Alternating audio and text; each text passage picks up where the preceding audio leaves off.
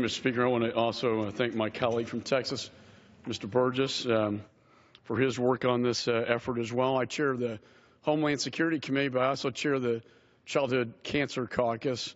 It's one of the biggest threats to our children. It's the #1 killer of our children.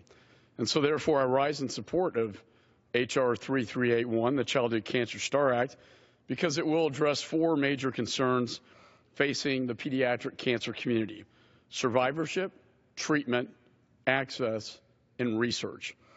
I introduced this bill with my colleagues on the other side of the aisle, Chris Van Hollen and Ms. Jackie Spear of California, to be the most comprehensive childhood cancer bill ever considered before this House.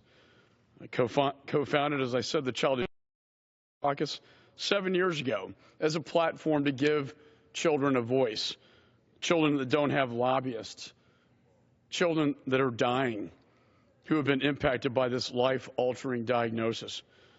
To better fight childhood cancer, we must know more about it, and that's what the STAR Act does. It authorizes NIH to expand their efforts to collect data on childhood cancer so we can better understand its causes and effects of treatment. It also builds on previous work from cancer research groups to provide doctors with the resources necessary to identify children who may be at risk for developing cancer, preventing the worst outcomes from becoming a reality. And finally, we must address the needs of 2/3 of childhood cancer survivors facing serious lifelong medical conditions. Our bill will improve collaboration among providers so doctors are better able to care for survivors as they age. I'm pleased this bill is a strong support of the patient advocacy community, and I especially want to thank the St. Baldrick's Foundation for their continued support and help and work on this important bill. Their CEO, Kathleen Ruddy, as well as Kevin Mathis and Daniel Leach, who have been relentless advocates of this bill to make a difference in kids' lives.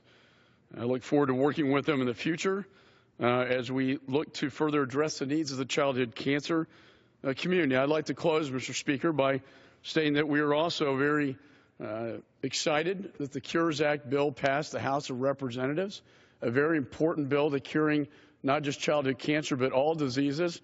We urge the Senate to pass that legislation as well. And in that bill was the Creating Hope Act, Advancing Hope Act, which will make a difference in the number of drugs that can be developed to cure childhood cancer. In fact, it reauthorizes the bill that I introduced to the year 2020, a bill that has already produced a childhood cancer drug, the first since the 1980s, to cure neuroblastoma in children. Rex Ryan at Dell Children's Hospital in Austin, Texas, when I went to meet with him in his clinical trial, the idea, Mr. Speaker, that you can actually pass a bill in this Congress and see that tangible result, a bill passed in this great body that transforms into saving the life of a child, is truly a tremendous and extraordinary experience. And with that, Mr. Speaker, I yield back.